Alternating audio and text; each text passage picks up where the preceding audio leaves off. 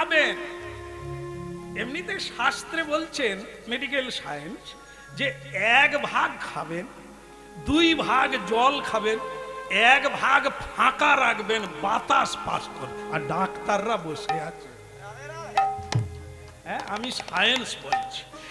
1 ভাগ খান, 2 ভাগ জল খান, 3 ভাগ মিটে গেল। আর 1 ভাগ ফাঁকা রাখুন, বাতাস যাতায়াত করুন।